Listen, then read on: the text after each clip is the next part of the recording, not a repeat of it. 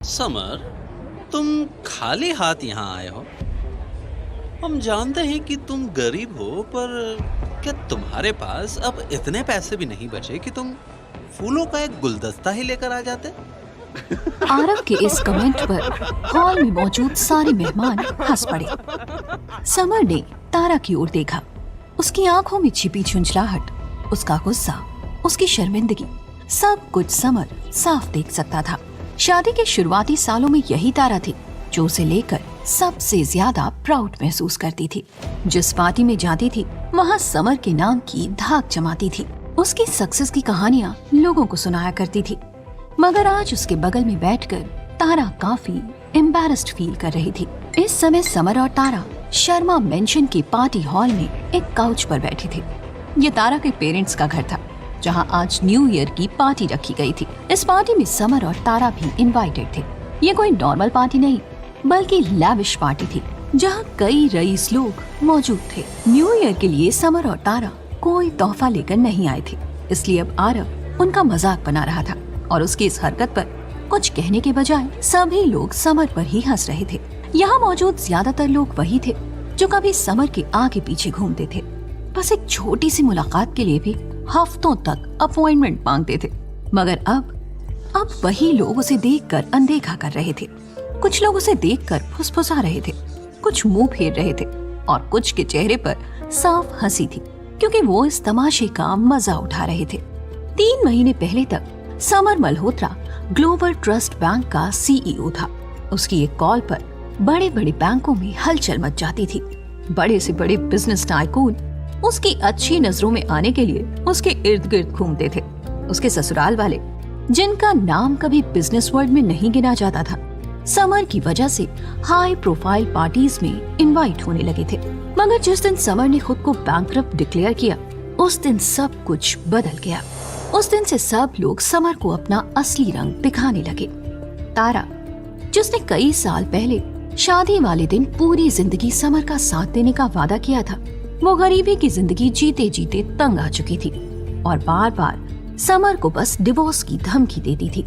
उसकी सास कमला, जो उसे अपने बेटे जैसा मानने का दिखावा करती थी, अब घर में उसकी मौजूदगी तक बर्दाश्त नहीं कर पा रही थी। और आरव और रोहित, तारा के ये दोनों भाई, जो कभी समर की छत्र छाया में रहकर बिजनेस संभालते थे, अब हर पार्टी में उसका मजाक उड़ाने का एक भी मौका नहीं छोड़ते थे। अभी भी वो दोनों यही कर रहे थे, तभी उनके बच्चे वहाँ आ गए। उन्हें इस बात की एक्साइटमेंट थी कि उनके लिए यहाँ कुछ तोहफे होंगे, लेकिन जैसे ही उन्होंने देखा कि समर और तारा के हाथ में कोई गिफ्ट बैग नहीं था, तो उनका मुंह उतर गया। तभी समर ने जेब में हाथ डाला और 2 सफेद लिफाफे निकाले। ये लिफाफे उसने बच्चों को दे दिए। ये तुम्हारे लिए, इन्हें लेकर तुम ग्लोबल ट्रस्ट बैंक जाना और पैसे निकाल लेना। बच्चों ने समर के हाथ से लिफाफे लिए और उन्हें खोल कर देखा। लिफाफों के अंदर चेक्स रखे हुए थे। दोनों में 1-1 करोड़ की कीमत लिखी हुई थी। ये देखकर कमला ने बच्चों के हाथ से वो चेक छीन लिए। तुम्हें थोड़ी सी भी शर्म आती है समर? हम सबको तो धोखा दे ही दिया तुमने, मगर अब तुम अपने बच्चों को भी बेवकूफ बना रहे हो। हद है समर, जब तुम्हारे पास कुछ नहीं था तो इतने दिखावे की क्या जरूरत थी? नकली चेक देने की जगह बच्चों को कोई चॉकलेट ही दे देते। ये चेक इनके कुछ काम के नहीं हैं। रोहित ने अपनी जेब से नोटों की एक गड्डी निकाली और उसे टेबल पर पटक दिया। अबे इसे कहते हैं असली पैसा। तुम्हारा ये चेक तो टिश्यू पेपर से भी ज्यादा गया गुजरा है बे। उसने बच्चों के हाथ से वो चेक छीने और उन्हें रद्दी की तरह जमीन पर फेंक दिया। पूरे परिवार को समर का मजाक उड़ाते देख तारा को बड़ी शर्मिंदगी महसूस हुई। तुमसे मैंने पहले ही कहा था कि ऐसा कुछ मत करना जिससे लोग हमारे ऊपर हंसे। अब देख लिया तुम्हारे ओवर स्मार्ट बनने का नतीजा। समर ने कोई जवाब नहीं दिया, जिसके बाद तारा उसे गुस्से में देखने लगी। समर के शांत चेहरे से उसे और भी ज्यादा चिढ़ होती थी। उसने एक गहरी सांस ली और सामने देखने लगी। तभी उसने देखा कि कमला अपने बैग से कुछ पेपर्स निकाल रही है। तारा, मैंने तुम्हें बहुत पहले ही कह दिया था कि तुम इस आदमी को छोड़ दो, मगर तुम मेरी सुनती ही कहाँ हो। अभी भी मेरी बात मानो और डाइवोर्स पेपर साइन कर दो। तुम जैसी लड़की को महलों की रानी बनकर रहना चाहिए, इस समर मल्होत्रा की झोपड़ी में नौकरानी बनकर नहीं। तुमने देखा ना, ये आदमी अभी भी दिखावा करने से बाज नहीं आ रहा। आरव ये सब देखकर मुस्कुरा रहा था। अभी तक शराब पीकर टल्ली हो चुका था।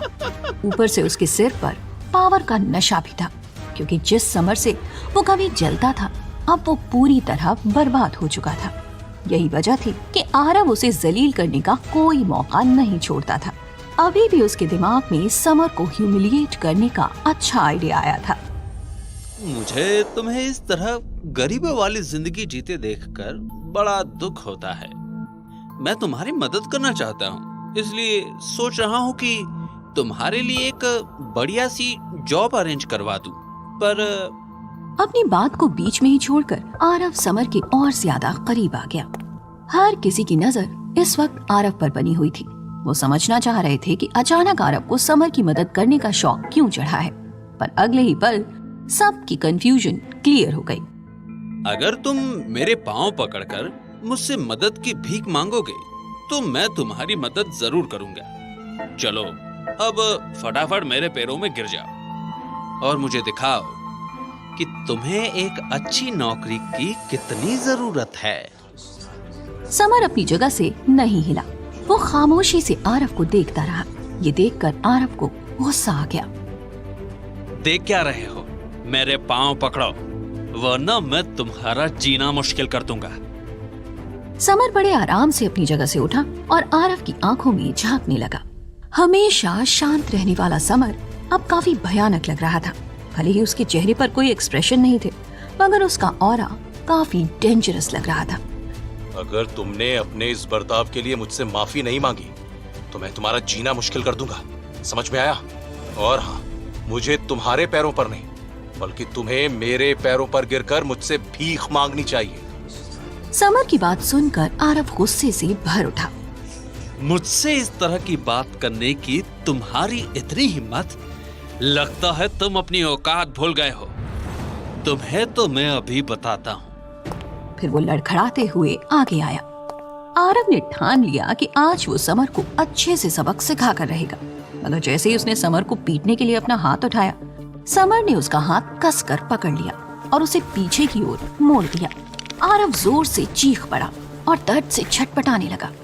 समर ने उसे थोड़ा पीछे किया और फिर उसके पेट पर इतनी जोर से लात मारी कि वो बड़ी दूर जा गिरा। उसका ये मूव देखकर सभी लोग हैरान थे, खुद तारा भी। आज उसने पहली बार समर की ये साइड देखी थी। समर ने बाकी किसी पर ध्यान नहीं दिया। उसने बस तारा का हाथ पकड़ा और उसे हॉल से बाहर ले गया। कुछ मेहमान आपस में इस इंसिडेंट को डिस्कस कर रहे थे और कुछ आरव के पास झुंड लगाकर खड़े थे। इसी बीच घर के दोनों बच्चों ने फर्श पर गिरे चेक उठाए और उन्हें अपने पास छिपा लिया।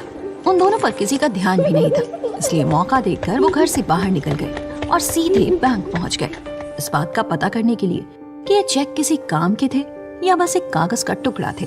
बैंक में इस वक्त माहौल कुछ अलग सा था। वैसे आज के दिन तो सबकी छुट्टी होनी चाहिए थी, मगर फिर भी पूरा का पूरा स्टाफ बैंक में मौजूद था और सब लोग मिलकर पूरे बैंक को सजा रहे थे। अरे भाई, जल्दी जल्दी हाथ चलाओ, हमारे सीईओ आज शहर में ही हैं। सोचो, अगर अचानक उनका यहाँ आने का मन हुआ तो? अगर हम सब कुछ अच्छे से सजा कर रखेंगे तो सीईओ पर अच्छा इंप्रेशन पड़ेगा, वो काफी खुश होंगे। इसलिए सब लोग जल्दी जल्दी हाथ चलाओ। साज सजावट में कोई कमी नहीं रहनी चाहिए। सीईओ शहर में है, ये जानकर पूरा स्टाफ जोश से भर उठा और सभी लोग जल्दी जल्दी अपना काम खत्म करने लगे।